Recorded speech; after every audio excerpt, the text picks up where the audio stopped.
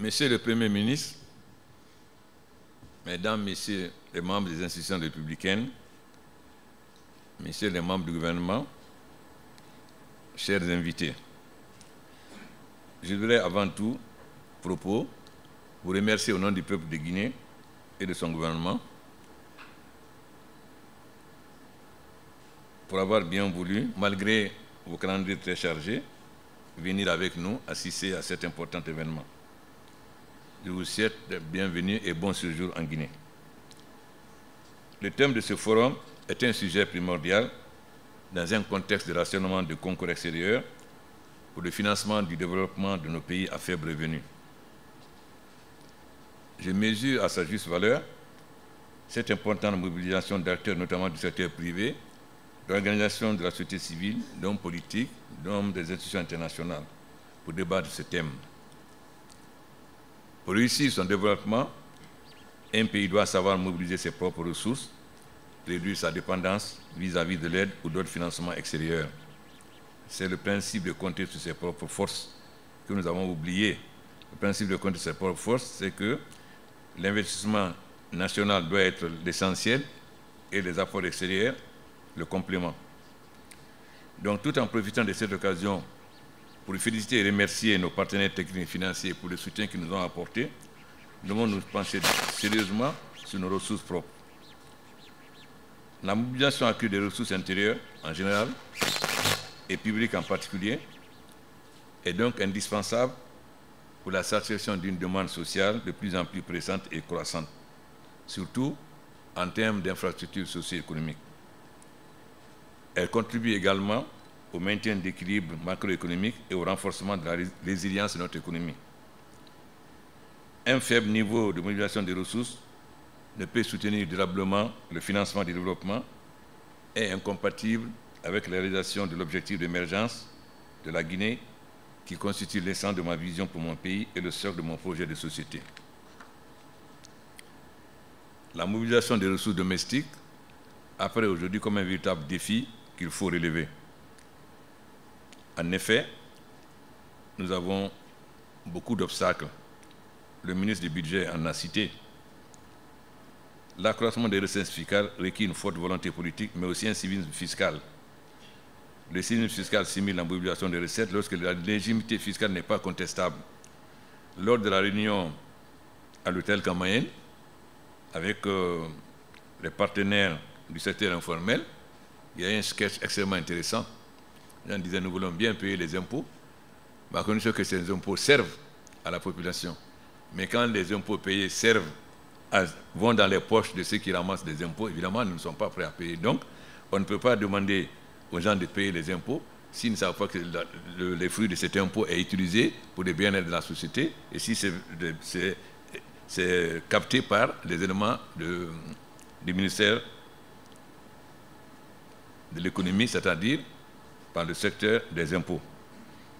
Vous avez bien dit que vous avez parlé du secteur informel. Nous avons des gens du secteur informel qui font des chiffres d'affaires beaucoup plus élevés que les gens du secteur formel. Mais ils ne payent pas d'impôts. Donc, le tard de la Guinée, c'est qu'on surimpose le secteur formel au point de les asphyxier et on délaisse le secteur informel.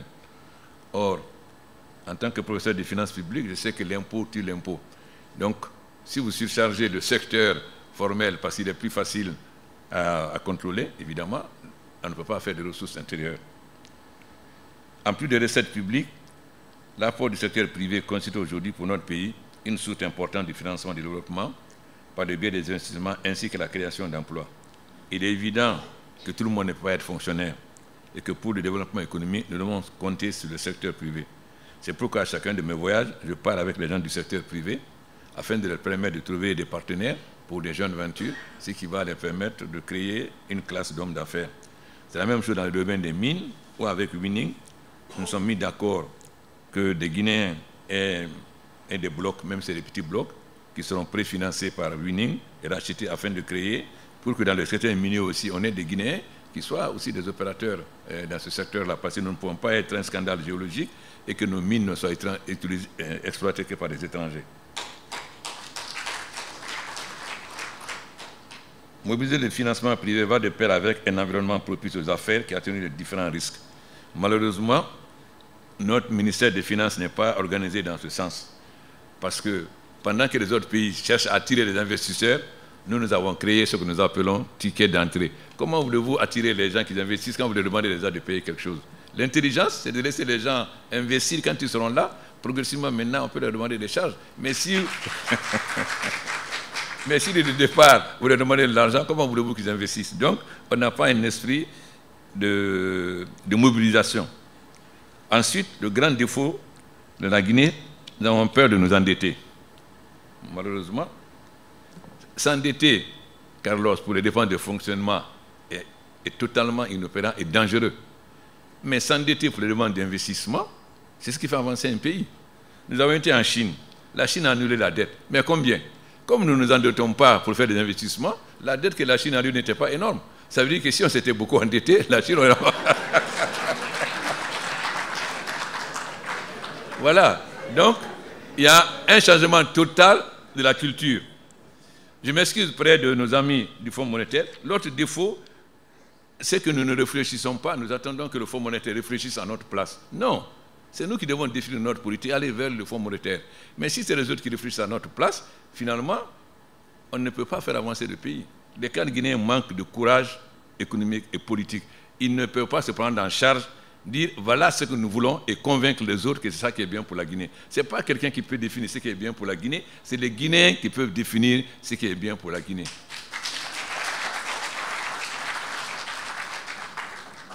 Il est de la responsabilité du pouvoir public de mettre en place des politiques et des cadres législatifs appropriés pour mobiliser les ressources et les affecter efficacement. Avec la migration, les engagements visant à faciliter les transferts de fonds des migrants par la mise en place de mécanismes vertueux incitatifs peuvent faciliter le financement. Quand on voit ce que les travailleurs maliens ou sénégalais envoient dans leur pays, des sommes qui sont de simples ouvriers, et que nous avons des grands cadres guinéens qui sont dans des grandes sociétés internationales, parce que je vois quand je sors, si nous n'avons pas beaucoup de Guinéens dans les institutions publiques, comme Fonds monétaire, Banque mondiale, nous en avons beaucoup dans les sociétés privées. Mais pourquoi ils n'investissent pas en Guinée? Pourquoi ils n'envoient pas l'argent? Voilà un problème concret qu'il faut se poser par rapport aux travailleurs maliens ou sénégalais ou mauritaniens. Au sortir de ce forum, je nourris le grand espoir qu'un bon diagnostic de notre politique de mobilisation et d'utilisation des ressources intérieures soit fait et assorti de recommandations en termes de réformes et d'actions à mettre en œuvre par son amélioration. En réalité, si nous ne faisons pas un bon diagnostic, on ne pourra pas espérer mobiliser des ressources internes. Donc, il est nécessaire de faire le bon diagnostic. Cela veut dire qu'il faut avoir le courage de mettre le couteau dans la plaie, ne pas cacher ce qui sont aujourd'hui les obstacles, particulièrement au niveau des ministères, économiques. Une des tâches de la Guinée, c'est la sédentarisation. Vous avez des cadres dans le ministère des Finances qui sont en place depuis 20 ans. Comment voulez-vous que quelqu'un en place depuis 20 ans, qui a traversé ces différents régimes avec tout le système de corruption, de mauvaise gestion, etc., comment voulez-vous que ces gens-là puissent appliquer une politique de changement?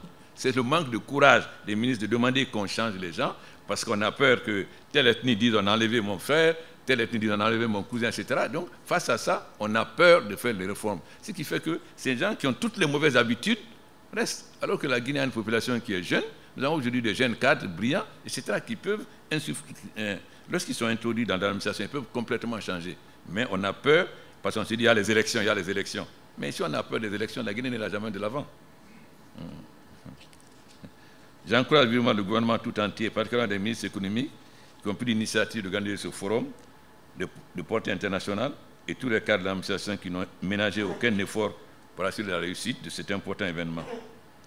Et j'insiste beaucoup que nos partenaires, nos amis qui sont venus, n'utilisent pas un langage de bois, ne viennent pas pour nous faire plaisir.